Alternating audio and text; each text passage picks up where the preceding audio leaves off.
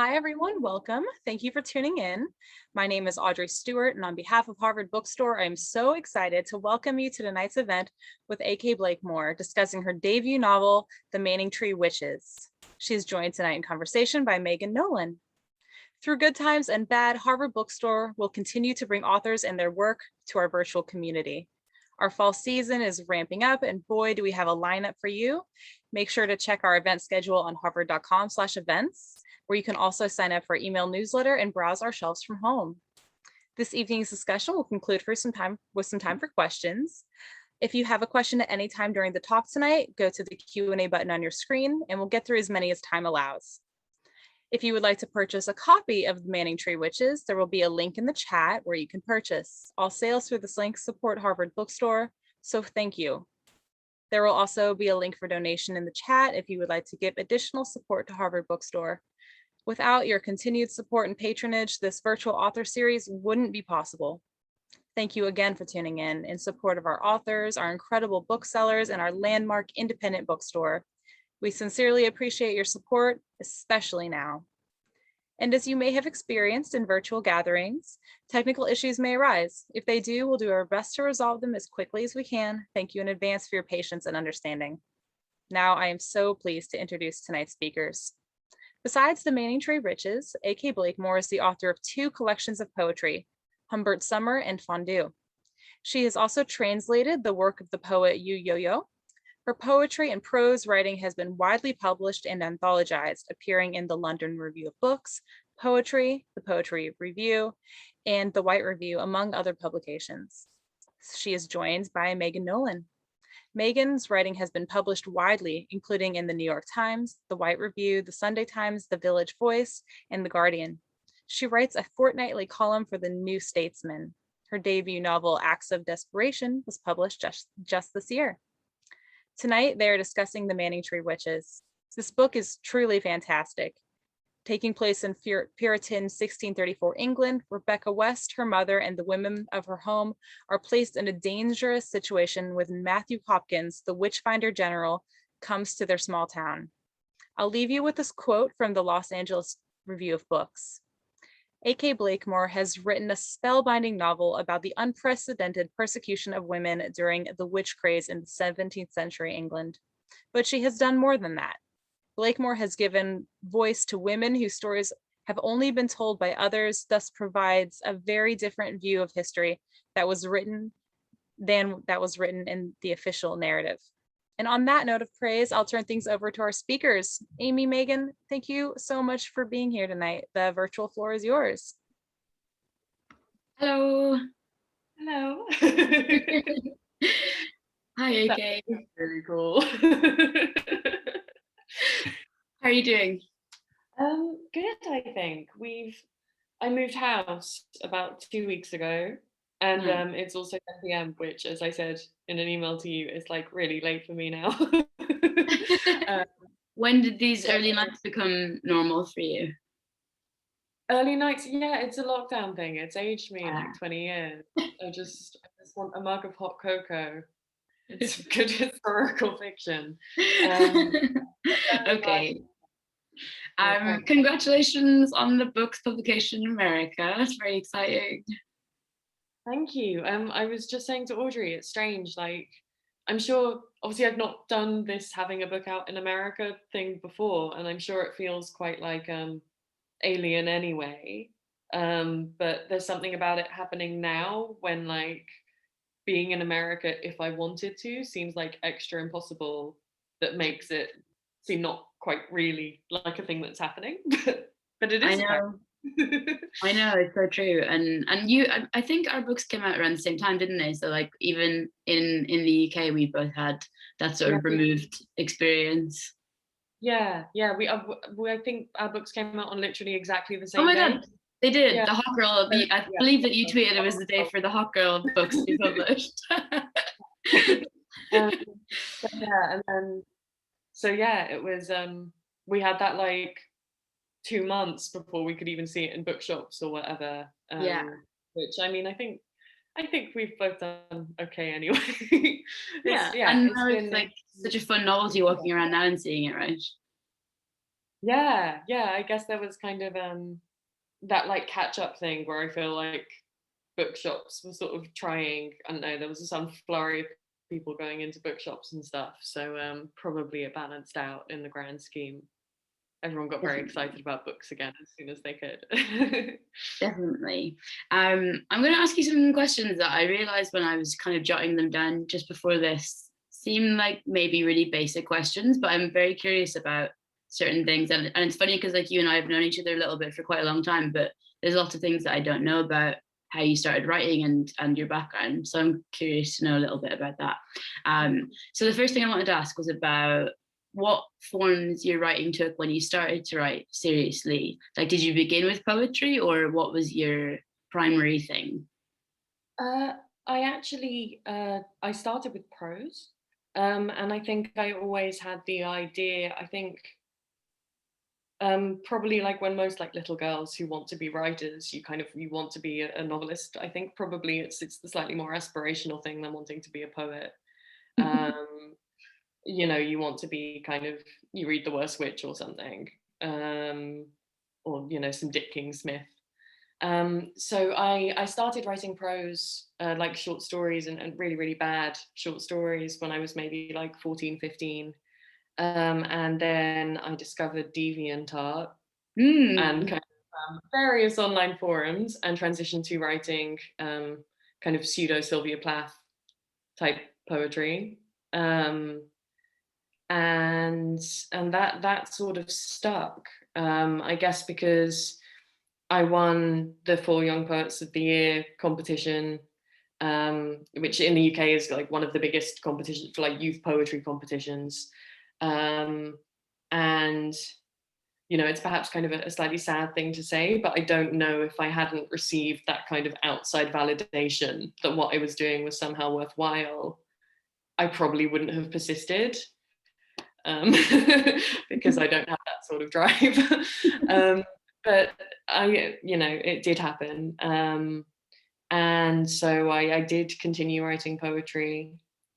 And then I think I'd kind of, a couple of years ago, I hit very much a dry period with writing poetry. Kind of various things happened, and the scene didn't appeal to me anymore. And the sort of exposure that I sometimes felt came with writing poetry. Not necessarily because my poetry was confessional, but it was because it was interpreted to be so, Mm. which I think is something a lot of female writers of all genres experience. I just didn't really want to write poetry anymore, so I started writing prose again, mainly kind of like as play, without the expectation or real desire for it to be published, but because I wanted to be writing something Mm. without the sort of pressure there. And did you have any like concerns about? So obviously you had already been established as somebody who was like in poetry and who had accrued these achievements within that. Did you have any like concerns about trying something that you didn't already know that you were good at now that you're an adult? Like 100%. Like, I feel like a lot of writers have this in common. Like, it's something a lot of writers seem to identify with. Like, it's wild swimming and this thing, which is like, most writers don't like things that they're not already good at. And I Yeah. am like 100% like that. It's like, what, I'm awful at foreign languages. I could never learn to play an instrument, because for me to persist at something, I need to already be a little bit good, or Yeah. feel like I'm good at least. Um, Yeah. but I don't know. I think, because I mean, obviously, prose writing and poetry and writing poetry are different disciplines, and require different kind of skills. But there are some kind of cross, relevant things. And like, although I was sort of worried about things like plot and structure, which are definitely more alien to a poet, I knew and kind of know that I am able to like build a scene or an atmosphere, because Mm. that's something poets are quite well, hopefully quite good at. Um, so I guess kind of I had a lot of fun with those aspects of it. Did it take like a different kind of energy to do the sort of writing practice that the novel required than what you were used to with poetry? Like, did it take up like a different sort of your time or more of your energy or concentration, or not? Like, so I still have a full-time job, and I kind of write around that and have done for like my adult life. Yeah. And I think another reason that I ended up writing poetry was because it's much more amenable to fitting into those spaces without other responsibilities. Or it feels like it is anyway.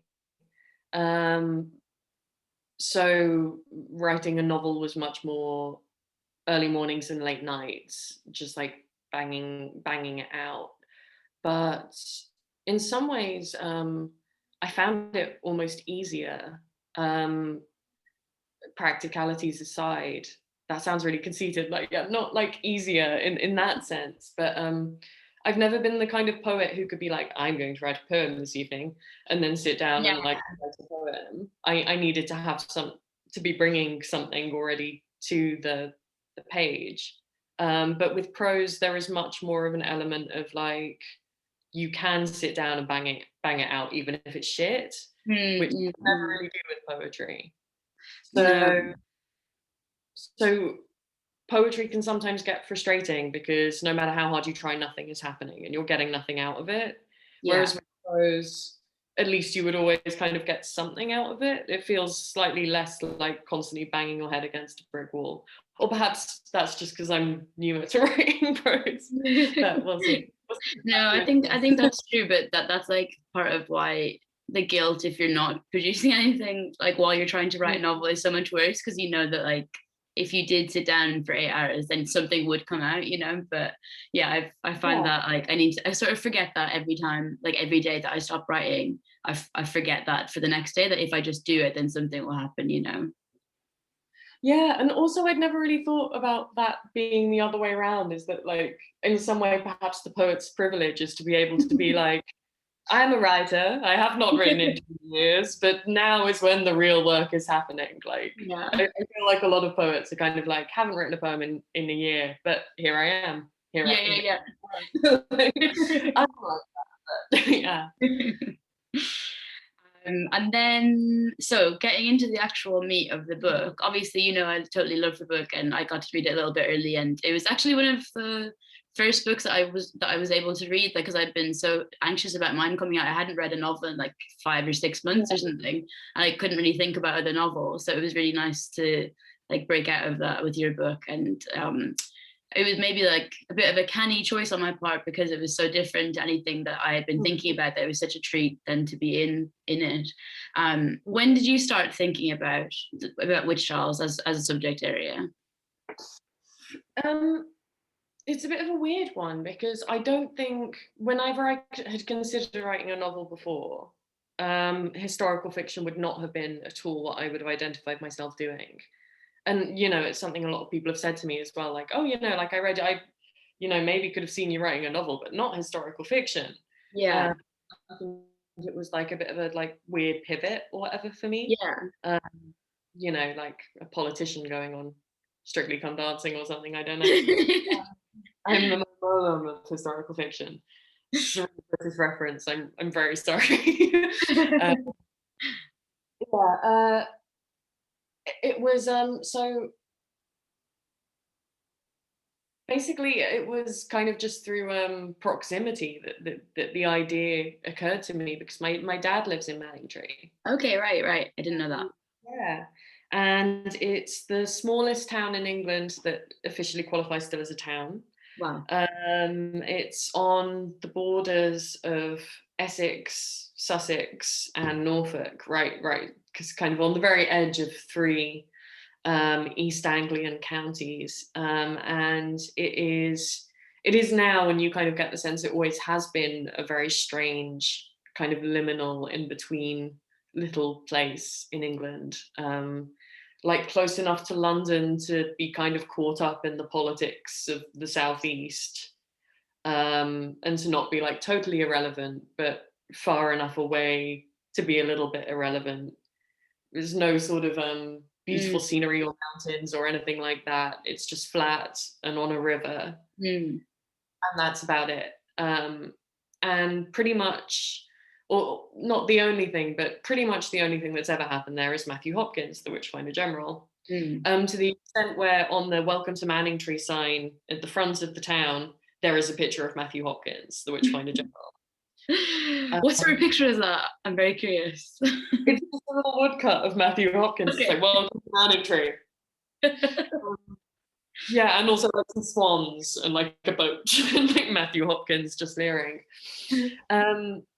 So it was, and you know, I knew a bit about the Witchfinder General.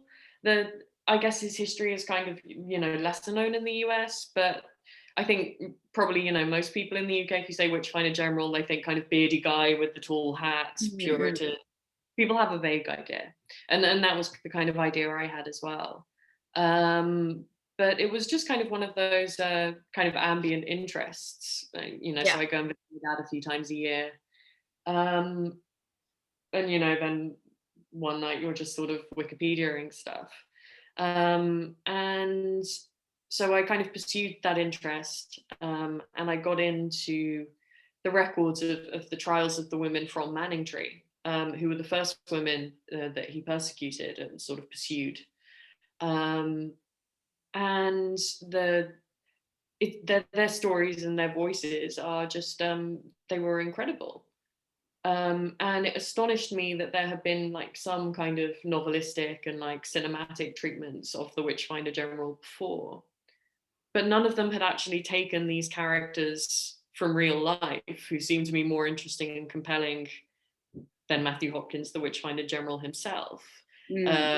They'd always invented victims who were kind of amalgams, or and can you tell me in those archives, like what the records that you just described that you describe as being so compelling? So like, what are they? This is maybe a very ignorant question, but are they like first person accounts, or like what sort of format did the archives take?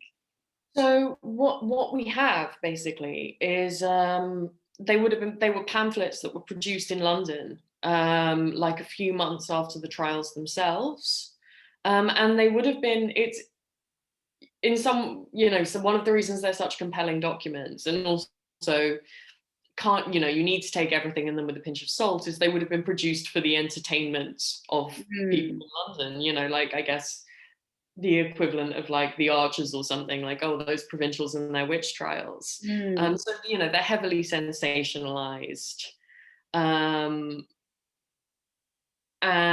they're funny. They're deeply entertaining, but also quite sad, obviously, to a modern reader. So we have the records of their trials that was published a couple of weeks after the trials themselves, and also the Confession of Rebecca West, which was released as a pamphlet in and of itself. And Rebecca West is my protagonist, and she is there kind of a beeping. Yeah, I'm not sure if that's on my end or something. Hang on, give me 1 sec. I'm just gonna go check that out. Sorry. No, it's fine. Just check it wasn't my beeping. Yeah, I think that's gone now. I don't know what that was. Sorry. The serious beeping is gone. Yeah. So, and Rebecca West is kind of my protagonist, and part of the reason I kind of wanted to focus on her was that we have this confession, and it's such a weird, I think a misconception a lot of people have around witch trials now is that, well, not that much of a misconception because it's not like altogether untrue, but that, you know, they were these horrible persecutions that involve torture and all sorts of coercion. And because of that, a lot of people, like even the majority during the English witch craze at least, confessed.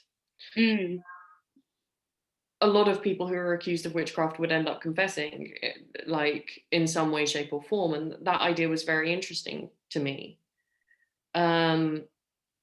and I think it's something a lot of people don't realize when they think about witch trials. And it was quite compelling to me as an idea to explore, like, the reasons a woman might confess to being a witch. And there are lots of reasons you might have confessed to being a witch, but this dynamic was particularly interesting to me with Rebecca, because by confessing to witchcraft, she had advertently or inadvertently accused, drawn into her confession, several of the women she knew, including her own mother. And I just thought there was a really fascinating story there, potentially, and kind of wanted to draw that out. Yeah. And was the like were those people removed enough from you by time that you like felt able to just use them as inspiration rather than like having any responsibility to them as real people, or how is that relationship for you? Yeah, that's like kind of a difficult one.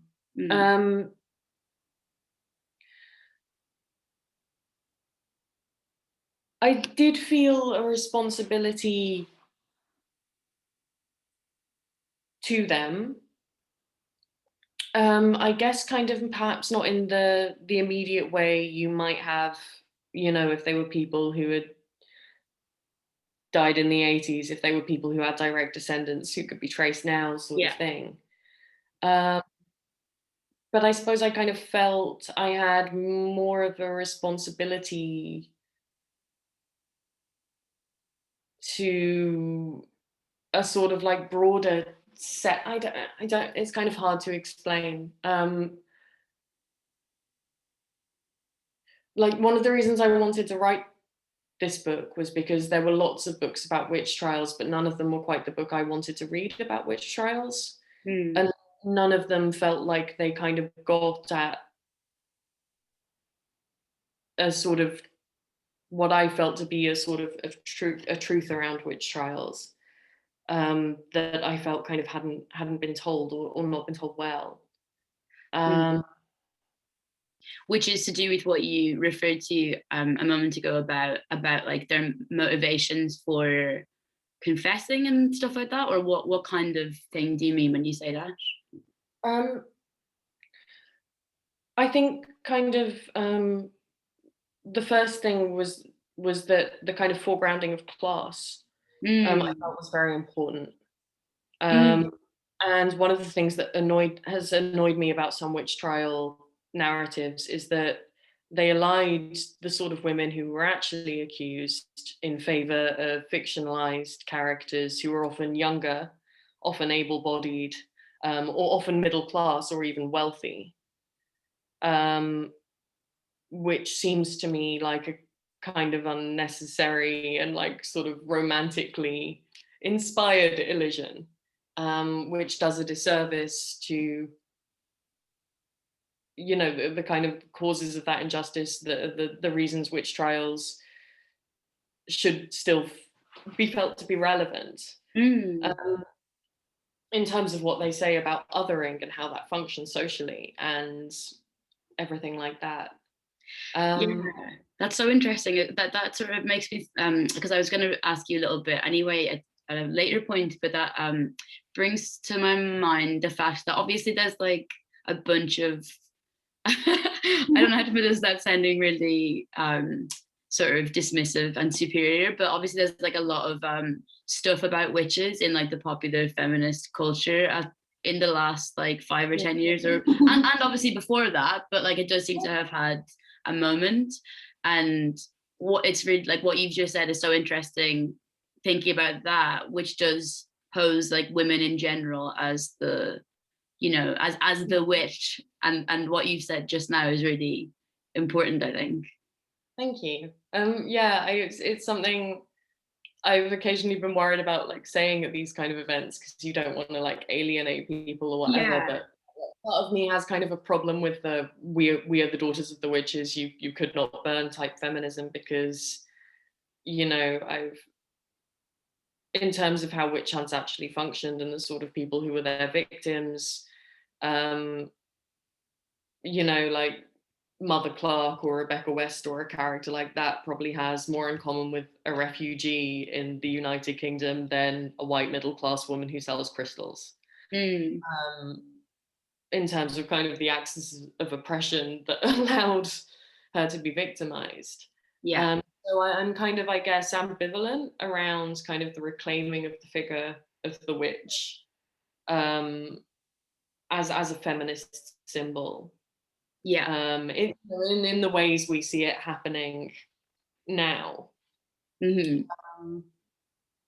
And yeah, like obviously, you know, I'm really enchanted by the figure of the witch, as well as I feel like we all are, kind of the things that the witch can embody in terms of kind of human relationships with the natural world, sort of radical freedom, the desire, you know, the desire to be on your own. All of these things are kind of wonderful things that the witch can kind of symbolize. But I think there's also sort of a danger of flattening there, kind of the figure of the witch into something something too simple, and something that actually, again, kind of, I guess, does a disservice to these women who were actually witches, or were actually accused of being witches, which is turning them into victims and nothing else. Mm-hmm, mm-hmm.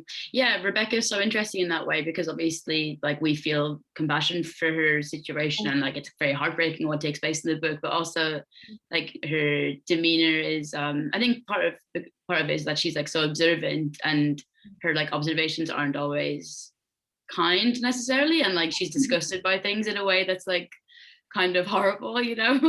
So I found like that really, really great about the book, is that you're not, it's, yeah, exactly as you say, is that she's not just like some put upon person who's being you know, quashed and has no other personality apart from that.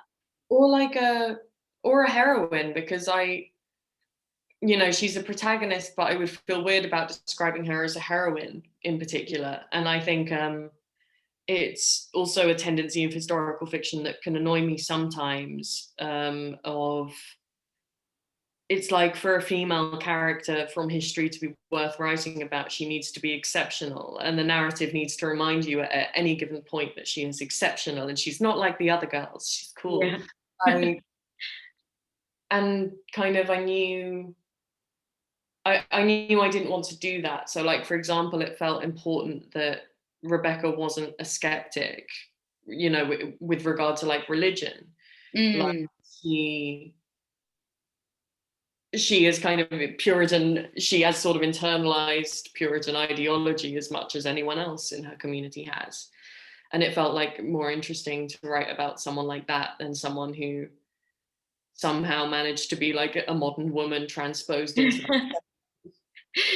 Totally. And I think it would have been like very easy from the perspective of like you as a contemporary novelist to do that, and like without even meaning to do it. I think like it would be, I think I would really struggle to not project like a bunch of modern shit onto somebody like Rebecca that you really avoided doing, which is amazing, really. But how did you find I'm always quite curious about like oh my god, there's beeping noises back now. I'm so sorry. Explode, Megan. I think that is in my house. Give me a sec. I'm going to try and find out what it is.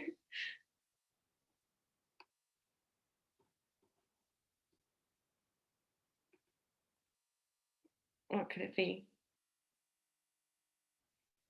This is intriguing. I'm going to pour some more wine. Something going on in the chat. I can't see.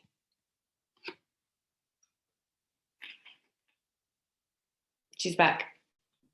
Hey, I think it's a car alarm, so I might just have to live. We have to live with it, I think. I'm sorry. I couldn't even hear it at that time. But yes. So I was wondering about like the register. Like, was it difficult for you to like settle into that, or was that quite natural and helpful even? It was, so like talking about like projecting back, like I'm fairly sure like after I'd finished, I'm fairly sure I still did, because I was thinking about things like, you know, I made her kind of like a self-conscious teenage girl to a certain extent, but I'm pretty sure the kind of hang-ups like we have about our bodies would have been completely alien to like a 17th century woman who would have seen her body in a much more instrumental sort of way or whatever. So like, you know, I'm sure it's impossible. Well, of course it's impossible to get it like 100% right, and how would we even know, because we're not 17th century people. Yeah. But I found, once I kind of knew what I was doing and like what the outlines were, like I wasn't going to do these and thous and like too much of kind of the Shakespeare shit. Yeah. Once I'd worked that out, it was actually kind of really fun to write in. And I had to do like obviously a lot of reading of kind of contemporary sources. But fortunately, in this period, there were lots of people keeping diaries and all sorts of stuff like that.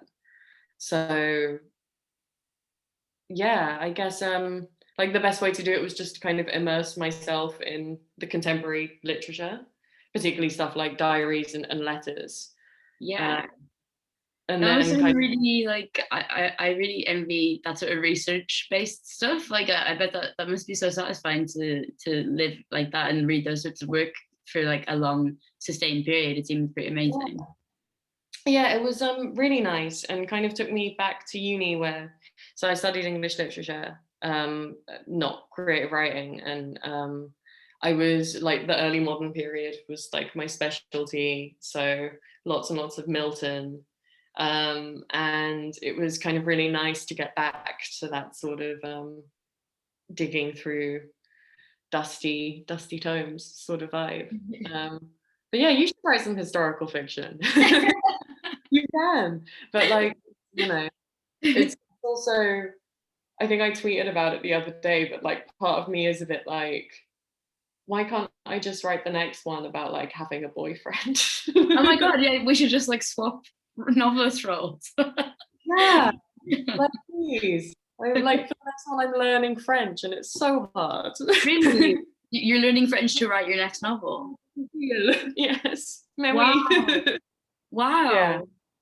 I have to respect that. That's incredible. Yeah. So yeah. I mean, yeah. It's Can you say anything about that? Is that like because someone in it is fluent in French and you need to know that, or you don't have to say anything, obviously. yeah, it's very, very early days, but Okay. it's a novel that is set in France. Okay, right. And not only I like, this is mainly, I'm learning French to avoid embarrassment on the off chance it actually gets finished, and then I have to go to bookshops and read from it, and I'm not able to pronounce any of the characters' names correctly. Embarrassing, and like the most English thing I could possibly think of.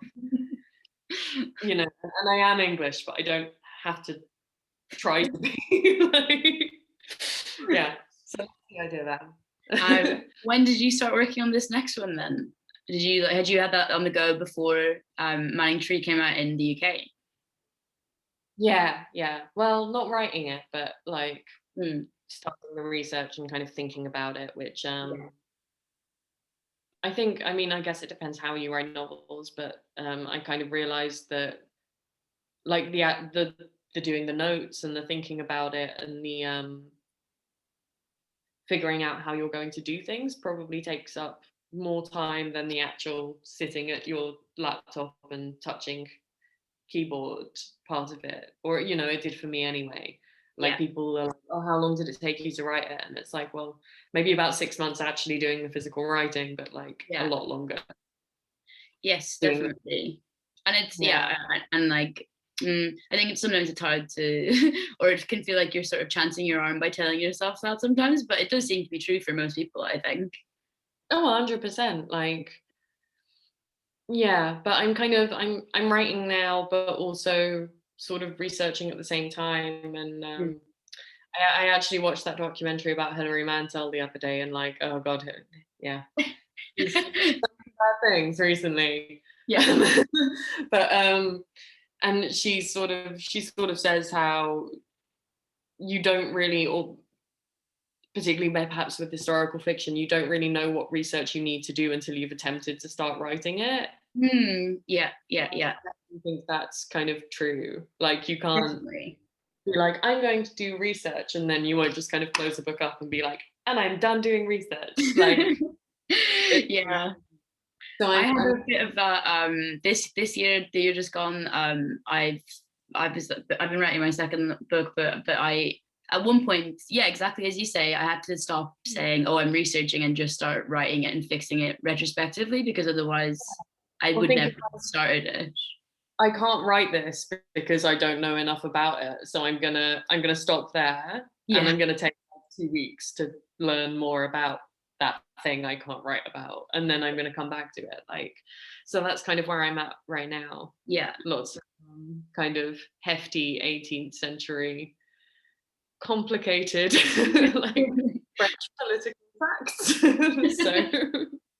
And did you read, I know, like, as you're saying, it was a bit of an unexpected pivot for you to go with historical fiction, but did you read a lot of historical fiction before you started writing your book? No. Well, I've always enjoyed good historical fiction, like Hilary Mantel, obviously, like everyone else. Love her. Well, not on a personal level, but like, you know, grudging respect on a professional level. Yeah. You know, Alias Grace by Margaret Atwood is like my favorite novel by her, which obviously is historical fiction. I really like kind of nasty, grubby historical fiction. I just finished The Gallows Pole by Ben Myers, which is awesome. Yeah. Great. Yeah, which is getting like, they announced yesterday Shane Meadows is adapting it for TV. I saw that. I'm so jealous. What a dream duo. That's so great. Yeah. So yeah, but I specifically avoided reading any while I was writing The Manningtree Witches. And I'm kind of avoiding it again, or I will avoid it again in earnest when I'm kind of properly writing the next one, just because I don't want to, you know, the whole accidental influence thing. I totally know that. Yeah. So yeah, but also I think there's a lot of things that bother me about like historical fiction as a genre. I think it's it can be a bit staid and a bit prissy, and it's obviously incredibly white, like in all senses of the word. And you know, I'm kind of I think there's so many stories there that are just like have not been told. Like, I don't know. I'm kind of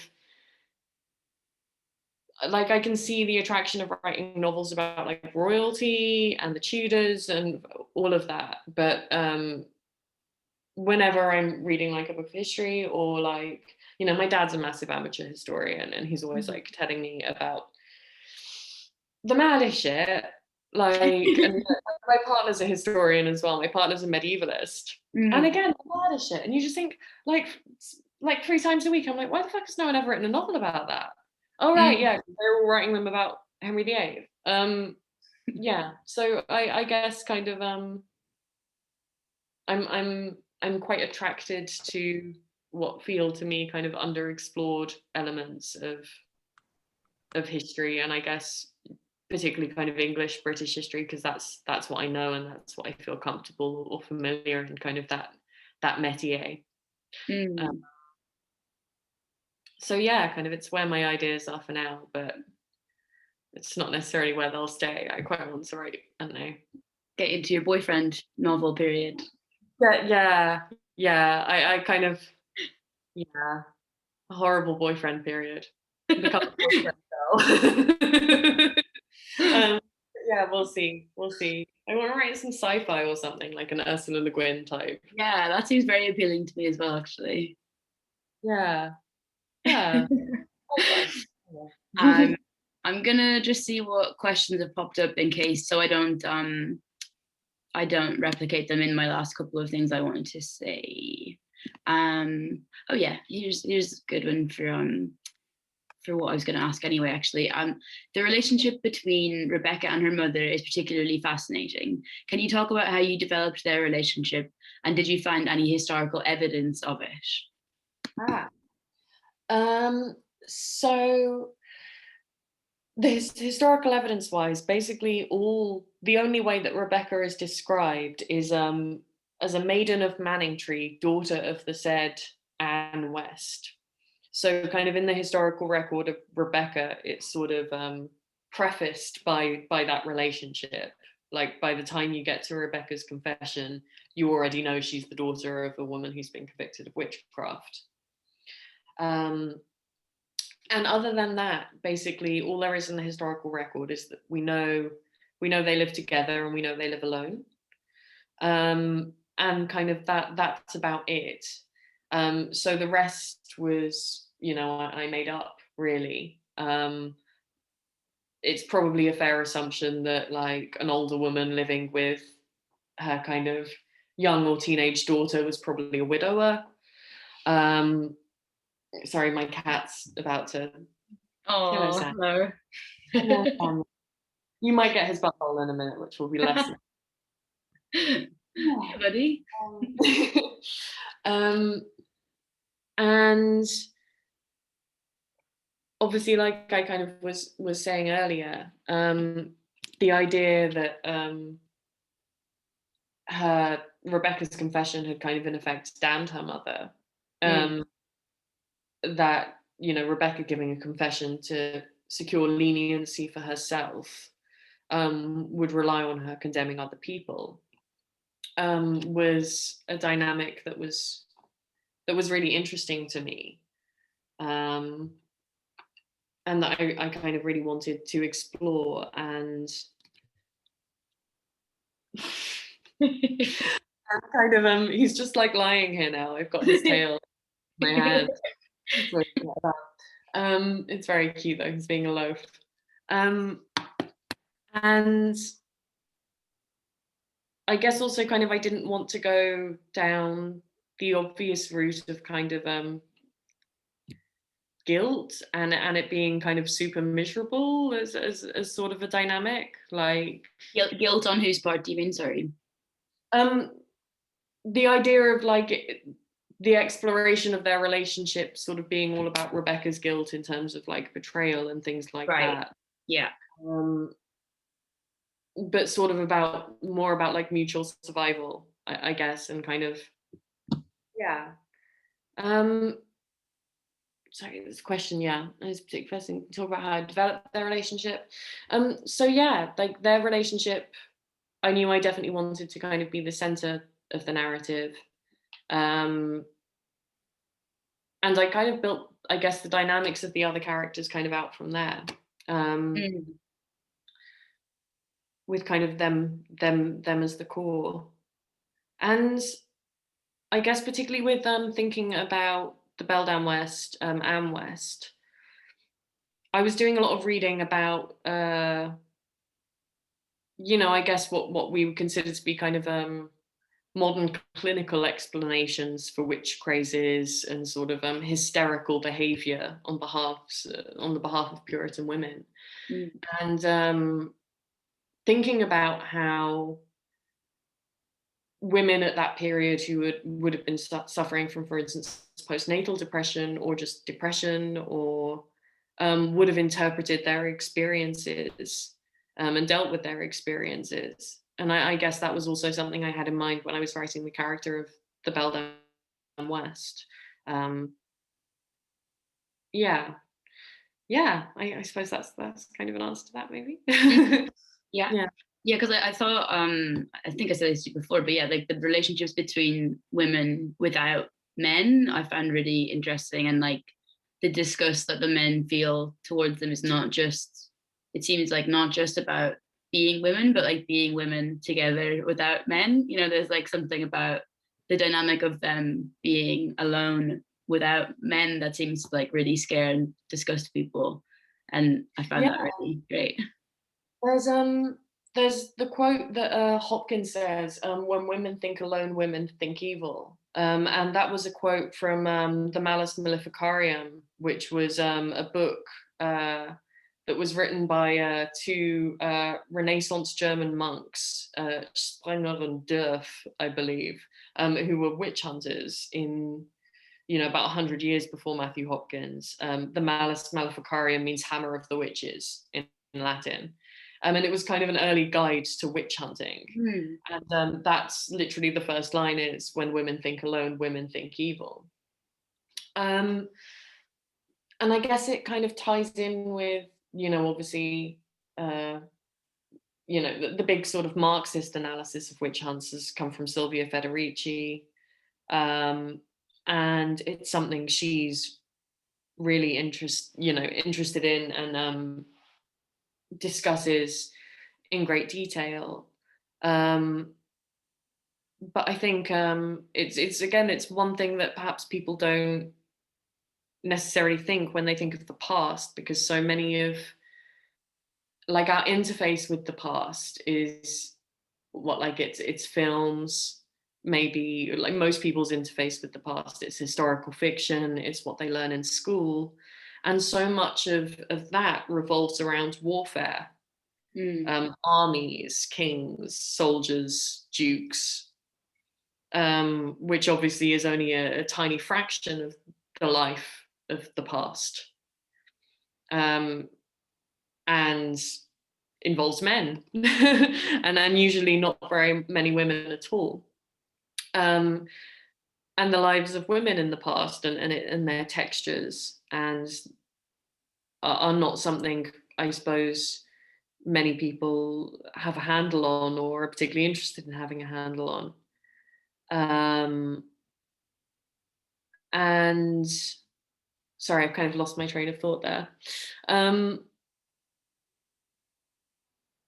Right, what was I saying? we were on Marxist analysis of witch trials, and then Marxist analysis of witch trials. Yeah, I think I might have just lost that. That's all right. Shall I ask another question? Yeah, go on. And then get the cat to distract everyone. Yeah, sorry, it's like he's kicking me. Yeah. As someone with roots in poetry, what were some challenges and some resonances you discovered while trying to write plot? Yeah, trying to write plot, I think in some ways it was really helpful going for historical fiction, because there was a beginning and a middle and an end there for me already. So I knew where I was getting the characters. I knew where I was starting. It was just a question of kind of furnishing the middle. So there was already a skeleton there. And I think that kind of allowed me the freedom to sort of embellish. Really, this is annoying him somehow, bless. And I think I discovered that I enjoyed dialogue, which was something I never expected and thought would be obviously the most alien thing, because as a poet, you don't really do dialogue at all, ever. And I did at first have that thing I feel like a lot of novelists have, where you're like, oh, it's fine, I know how people talk. I do it all the time. I go to parties. And then you sit down and you actually try and write how people talk. And you're like, that's not how people talk at all. But it was perhaps another way in which having that sort of historical register to work with was actually quite cool. So those were kind of, I guess the main challenges that was how I sort of overcame them. Were there any other challenges? Was the fact that it's like a more sustained effort like a big deal for you, like insofar as like obviously you can complete a poem in a comparatively brief amount of time than you have to put into a novel? Like, was that something that was hard for you to I guess maybe a necessary preface question is like, did you have a book deal before you wrote it? And if not, then like did you find it difficult to motivate yourself to write? No, I got a book deal on a partial manuscript, Right. like the first third of it. Okay. And I didn't find it, I actually probably found it more difficult to write after the book deal because there was more pressure on it then. Um, I think one challenge I did find perhaps was less that you can complete one in a short amount of time, and more that when it comes to my work, certainly as a poet, I'm quite a perfectionist. Like, I want everything to be absolutely perfect. I want it to move really smoothly. I want it to be like ideally kind of adorned and spare and shimmering. And that's a lot easier to achieve over like 6 lines than it is to achieve over 90,000 words. Yeah. And I think it took me quite a while to come to terms with the fact that if I was going to write a novel, that there would be a moment where I would have to write a line that was just like, he opens the door. Yeah. I know. Because there's no other way you can kind of, like move these characters around, and that not everything can be beautiful. Like, sometimes, you just need to move the scene along. Yes. So I think that was probably the biggest challenge, was letting go of my desire to kind of primp and perfect everything, which is very much kind of my poetness. Yes. Jumping out. And like just accept that like a first draft as well, there are going to be clunky bits and things like that, which was really, really hard for me. But I had a nose editor, so that was good. Well, very related. Third question. Historical fiction is often dismissed in literary circles. After writing such an exquisite book, how do you respond to that? Thank you very much. Firstly, anonymous attendee. Love you. I would, yeah, it is, isn't it? And I think that's kind of weird. But I also think a lot of things are dismissed in literary circles, which so kind of like historical fiction's in good company as far as I'm and I don't know. I mean,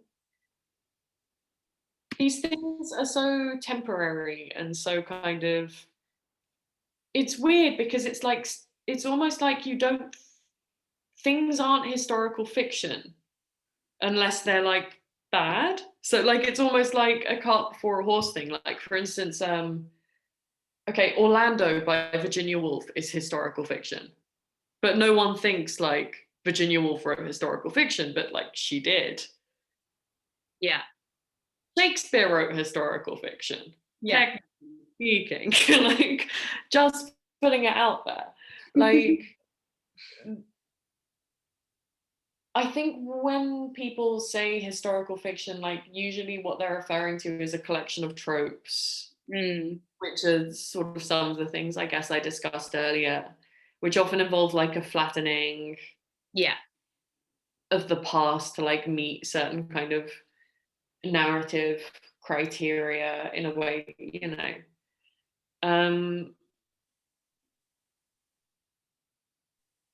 so I would say just read better historical fiction, like astonishing historical fiction, and that also historical fiction I think is quite, like, thinking about how you tell a story from the past is quite integral to thinking about how you tell stories generally. Like, historical fiction can grapple with like themes of like national myth and identity and the way we form these ideas that are integral to how we understand who we are, and like who and what we oppose ourselves against. And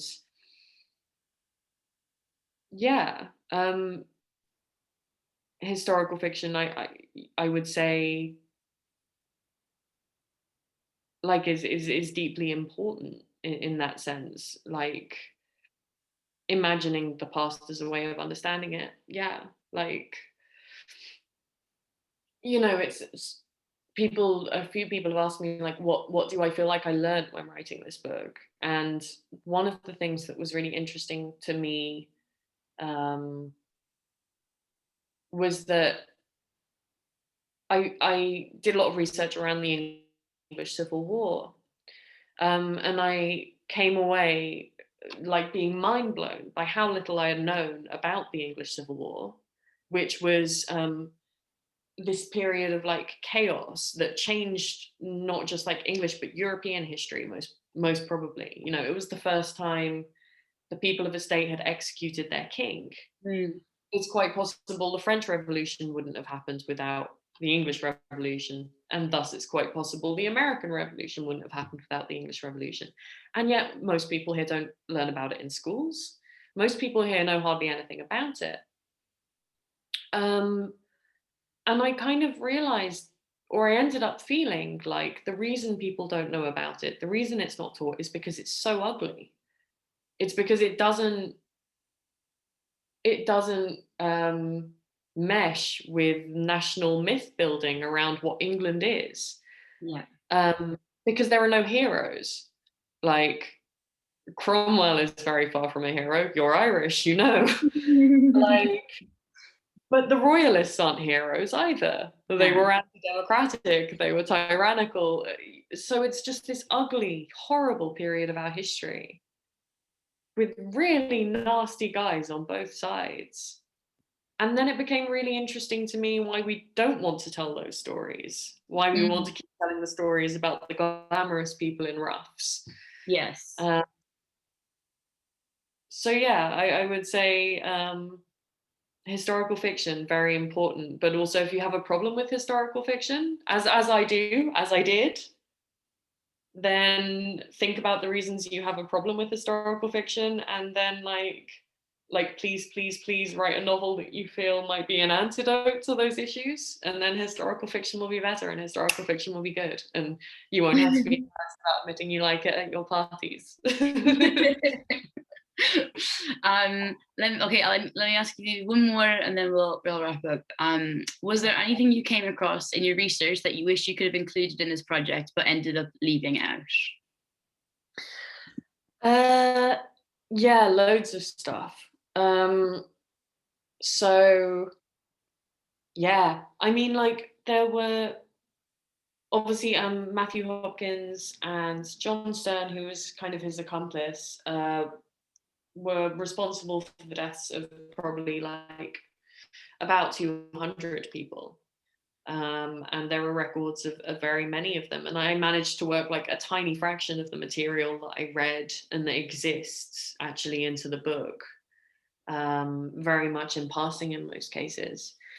Like, I ended up kind of coming out and thinking you could write like several whole collections of short stories about this, and it would be fascinating. And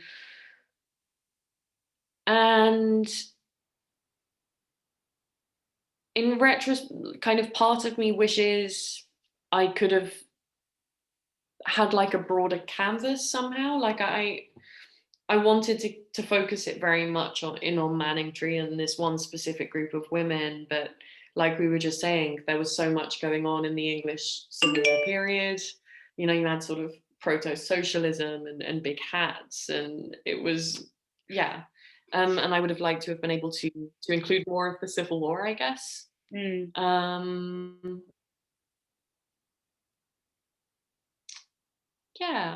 Yeah, but who knows? Maybe I'll come back. Maybe I'll come back to the Civil War. Yeah. Okay, great. Thank you, AK. That was great. Thank you, Megan. Thank you both so much for this fantastic conversation. It's a great book. Congratulations. For anyone out there watching tonight, please check out the link in the chat. It's very good. It'll blow your mind. It blew my mind. It made me cry a little bit. I'm not even gonna lie.